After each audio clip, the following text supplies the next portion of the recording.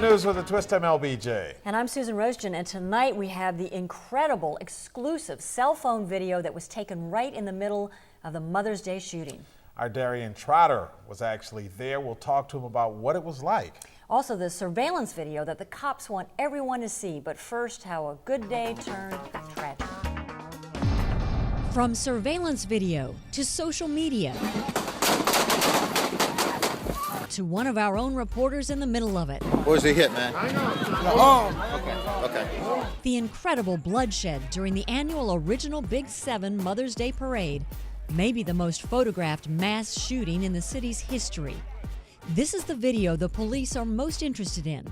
It shows a suspect unloading his gun into the crowd, then gives us our best look at him as he runs away. Detectives say there may have been one or two more shooters, and 19 people were hit, including two 10-year-old kids. Right over here at the intersection of... WGNO reporter Darian Trotter was at the parade, having fun like everyone else, when the shots rang out. I was standing at the intersection of North Billy and Frenchman when we heard rapid gunfire. It was so loud, my heart must have skipped a beat because I realized it was happening and happening somewhere so close. And if I can try and paint the picture for you, in that moment, your body, everything tightens. It's like you're bracing for some sort of impact. You don't know where to run. You don't know what to do because you don't know where the gunfire is happening. But it was so loud. I just remember it could be right beside me. I ran between two houses, jumped over a fence, and was in someone's backyard. I could still hear intense yelling from the crowd. These were people who were obviously had been struck in the shooting. After a few minutes, you could tell it was okay to come out. The original Big 7 parade began around 1 p.m. on Elysian Fields, as it does every year. Twitter user @TucciAOG was at the corner of North Villeray and Frenchman with his family and friends waiting for the parade to arrive. Also waiting at the corner, the suspected shooter. As the crowd gathered to see the marchers pass, the suspect waited in the background. Then, around 1:47, he walked into the crowd and started shooting. TucciAOG was recording the video at the very second the bullets began flying. He says on his Twitter account that he didn't see anything. He just started running when he heard the shots, but his phone did catch a glimpse of the shooter. The surveillance video gives us the best look at what happened. Watch as the crowd scatters when the shooting starts. A little boy is left alone in the chaos, just feet from the gunman. One of the victims is a reporter for Gambit. Deborah Cotton covers the second line and brass band scene, and she had happily tweeted that morning that people should come out to the traditional Mother's Day second line. Talk to her, babe. Come on, babe. Cotton, who covers the beat as Big Red Cotton, has often commented on violence in New Orleans and how the media unfairly, she says, associates the second line culture with violence.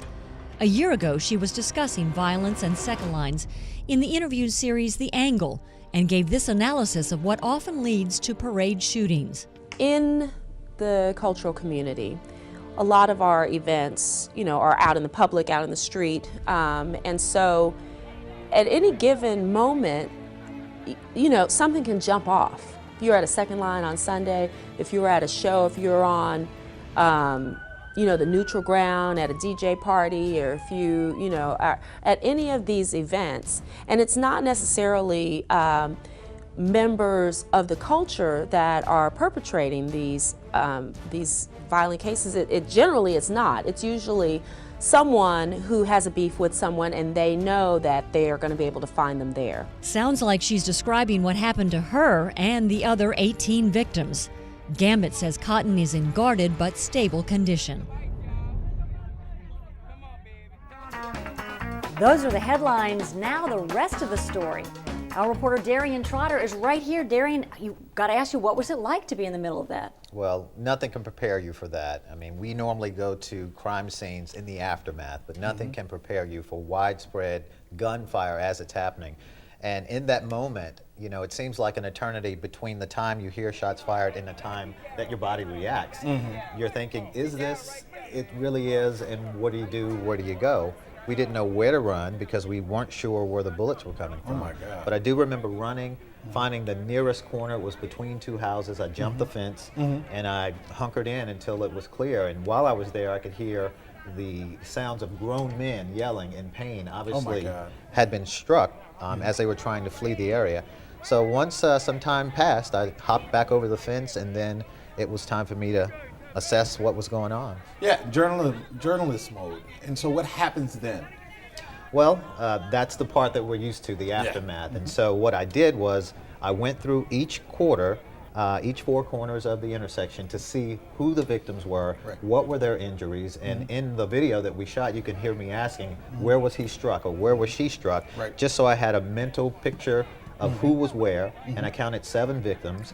Then when paramedics came, I was able to direct the bewildered paramedic in that chaotic scene as to which victims were most seriously injured. This one was a flesh wound. This is, hand wound, but this woman here is bleeding internally. We're applying pressure to her side.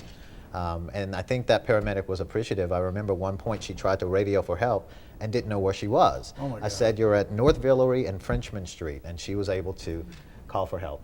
So then you go home. I know your adrenaline must be going, but it's over with, and you don't have your cell phone in your hand anymore. You're sitting down. Then what happens to you emotionally? You're emotionally rattled. I'm angry. I live my life in a way that to try to stay out of harm's way. That is correct. And my family, they're fearful. Everyone has heard about the level of violence we have in New Orleans. They're fearful. And I say, Ma, no. You don't have to worry. I don't run in those circles. Those are people who have beefs against one another. And you go to a family fun event, and you're in the line of fire. So although I'm not physically harmed, I'm emotionally scarred. And I'm angry because of it, because I could have been struck. I could be in a hospital or even worse. Well, we're thrilled that you're okay. Trust me, your family and the rest of us. Glad that you're good. Thanks so Thank you. much.